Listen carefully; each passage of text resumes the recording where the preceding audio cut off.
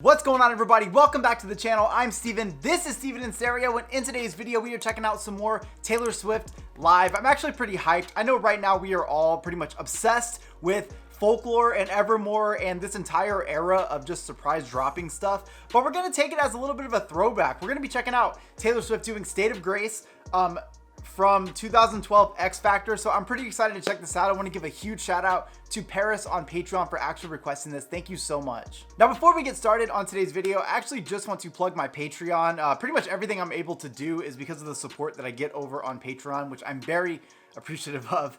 And so to do that, I also put a bunch of exclusive content over there. Taylor Swift, actually, there's like a decent amount of exclusive stuff over there, probably the most out of any artist. I have Folklore and Evermore as full album listening parties, so we just react to the whole thing. I did the Long Pond Sessions movie reaction over there, the whole thing. We checked out 1989. We have been working on the Red Tour. There's just a lot of cool stuff over there. So if you're interested at all in supporting my channel and also checking out all of that exclusive content, make sure to check out Patreon. The link is in the description. With all those things out of the way, I'm throwing on some good headphones. I am pretty excited to take it back right now, and let's enjoy this.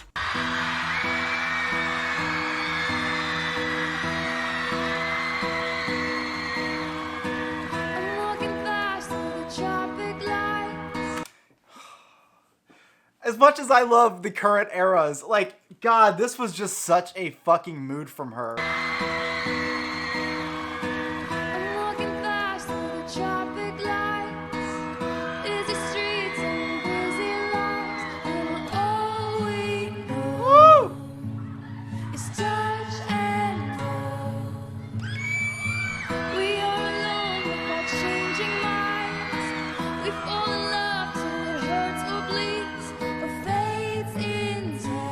Look, I talk about it a lot. Red is, well, it's a little harder to say these days because of Folklore and Evermore, but Red and Folklore have been tied as my favorite Taylor Swift albums since Folklore came out. And I think that both of those eras were just so unique, but I love just like going back to these moments, like seeing Taylor with the hat on, the perfect bangs, the red microphone. She was such a mood back then. She's a mood now. She's pretty much always a mood. I absolutely love hearing just how excited the crowd is to have her performing this. Like, that's so sick to me.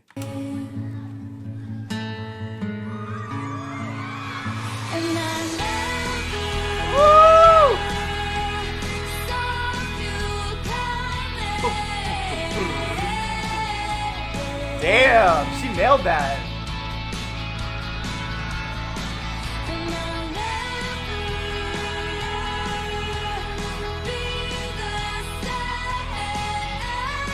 Woo!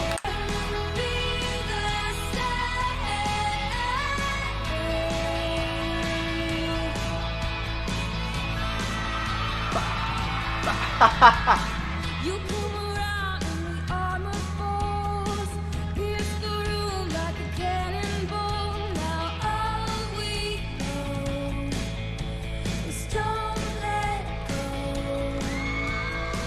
We're alone, just you and me. Woo! Up in your room on a slate to blue, just 25 cents for blue eyes. I don't know what it is about Red that always stuck out to me, but I always felt like this album just like hit at the right time for everything that was going on in my life. And so I tell the story all the time, and I'm going to tell it again. I actually, you know, I only knew a couple of Taylor Swift songs when I started listening to her on this channel, but I actually bought the vinyl for Red back in like 2013, 2012. It would have to be, it was like right around release week. And I remember I didn't open it until maybe like a year and a half ago or a year ago. I didn't open it because I was terrified of having to listen to this because the girl I was dating at the time told me that these songs reminded her of me, which in hindsight was funny because, yeah. But I'm really glad that I ended up listening to it and falling in love with this album. Watching Taylor perform songs from this album, like I said, we've been working on the Red Tour on Patreon, has been such a blast for me because this is like that tour for me that I didn't get to go to that I'll never get to experience. And obviously everyone has that with like an album cycle or something that either you weren't necessarily a big fan of that person at the time yet, or maybe just weren't very like familiar with their music. But the Red Tour stands to me as the tour that I missed out on and that I regret all the time. So anytime I see anything from this era, I just get really excited and I kind of nerd out a little bit. Up in your room and I stayed to play just 25 cents for blue eyes. Woo! So you were never a saint, and I love the shades of wrong. We learned to live with a pen, mosaic broken hearts, but this love is brave and wild. Woo!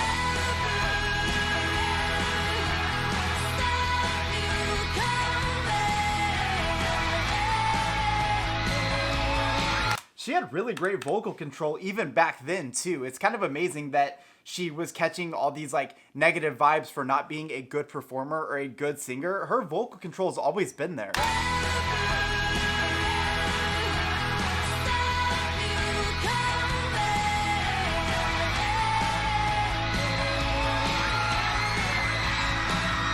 Woo!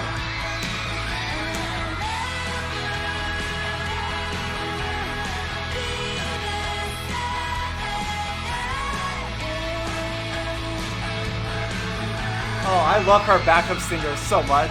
This is a state of grace. This is the word the wise. Love is a ruthless game. Oh! Unless you play it good and right. These are the hands of fate. You're my Achilles heel. This is the golden age of something good and right.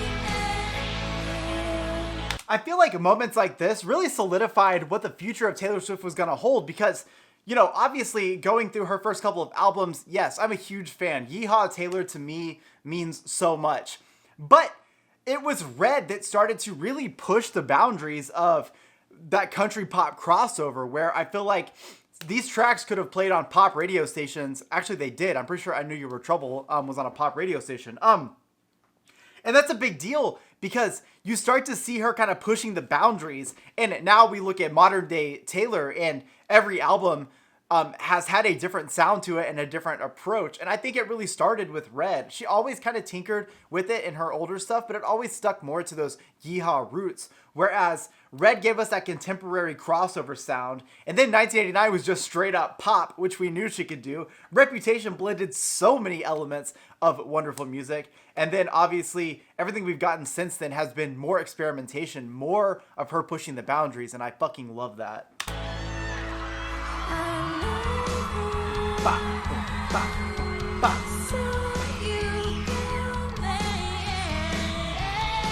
Ooh.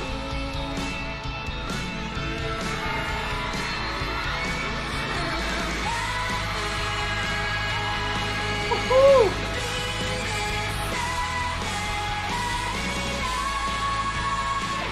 God damn.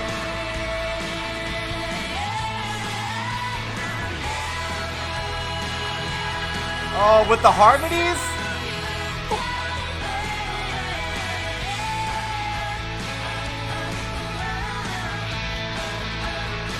This is a state of grace. This is the word the wise. Love is a ruthless game unless you play it good and right.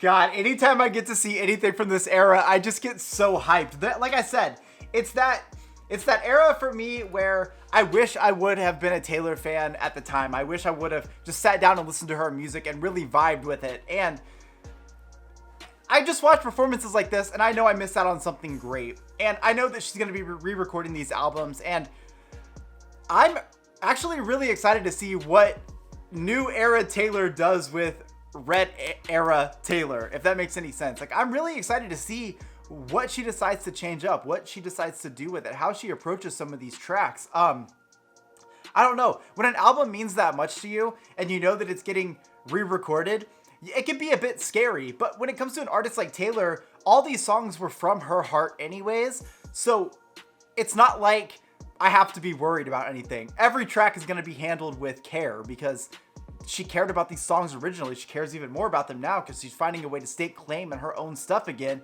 where other people don't just own her work. And I'm just really excited to see what that looks like. It's just, this whole thing was a mood. It was a serve from the get-go. And even as an outsider looking in when this era was happening, it made a big enough impact that I bought the album. Like, I don't know. I just see certain moments from this, the hype around it. My favorite color is red, and I remember like seeing so much red merchandise and red this and red that, and it was just fucking awesome. So Paris, thank you so much for having us check out more Taylor Swift, especially from the red era, because it means so much to me. I hope you guys liked today's video. Let me know in the comment section your favorite track from the red album. I feel like that one is hard. There are so many good tracks on there, so let me know in your comment section what your favorite is. I hope you guys liked today's video. I'll see you in the next one. Peace.